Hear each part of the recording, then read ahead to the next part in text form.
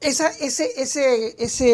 resolución, este decreto, ¿podría significar, economista, la prueba, el elemento? Porque yo he escuchado muchas personas que exponen, y ya mismo tenemos también a un analista, sobre el tema de la vinculación, ¿no? ¿Cómo se vincula todo este gran escándalo al presidente de la República?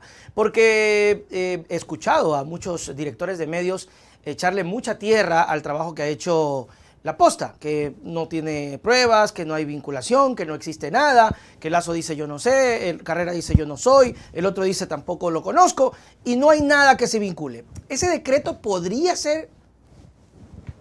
Pero mire, por supuesto el decreto es una muestra más, pero miremos la doble moral. Ya. Hace unos meses atrás, La Posta era pues la expresión, el non plus ultra de la Claro. libertad en el Ecuador y por tanto eran dignos de ponerles una estatua en todas las ciudades. Y de repente pasan a ser los agentes de la conspiración correísta. Terrible. En el Ecuador probablemente no ha habido un medio más duro con el correísmo como La Posta. Ha sido Son durísimo, declarados, Diego, son declarados de, de, anticorreístas. declarados. Y resulta que ahora el presidente les acusa de ser parte de la conspiración anticorreísta. Doble moral. Segundo, en su momento al presidente de la República, al presidente Correa, en su momento, le condenaron por influjo psíquico sobre sus funcionarios. Es decir, le acusaron de que el presidente, por no sé qué formas de ondas mentales, influía sobre los funcionarios para que cometan actos de corrupción. ¿No? No se necesitaron pruebas, no se necesitó absolutamente nada. Y hoy día, con unos audios absolutamente incriminatorios, con unos decretos absolutamente incriminatorios, con hechos, Nelson, con hechos incriminatorios, resulta que se toman 11 días en la fiscalía para iniciar el proceso. Muy lentos, Entonces, ¿no? dígame si esto no es una doble moral absoluta y una hipocresía institucional, Muy, muy al más lento. alto nivel. Además que en otras ocasiones, como lo hemos dicho acá, no necesitaron...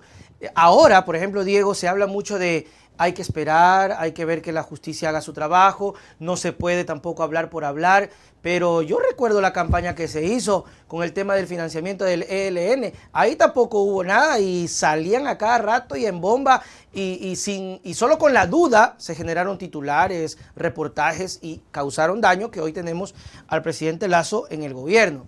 Y con eso, Diego, dígame.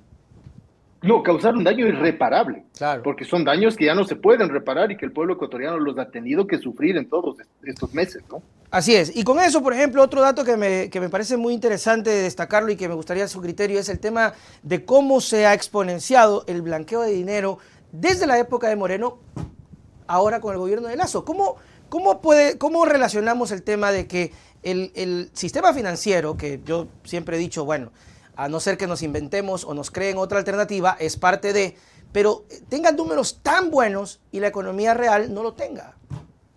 Así es, mire, ahí hay un estudio muy interesante que ha salido en el último tiempo de la CELAC, ¿no? Donde muestra con bastante responsabilidad en el manejo de la información, porque eso hay que decirlo, no son números alegres que se les ocurre, ¿no? Con bastante responsabilidad, con una metodología teórica, académica, que tiene respaldo en investigaciones internacionales, ha llegado a definir que en el periodo Lasso Moreno, el lavado en el sistema financiero se ha duplicado en el caso de Moreno y se ha triplicado en el año de gobierno de Lasso.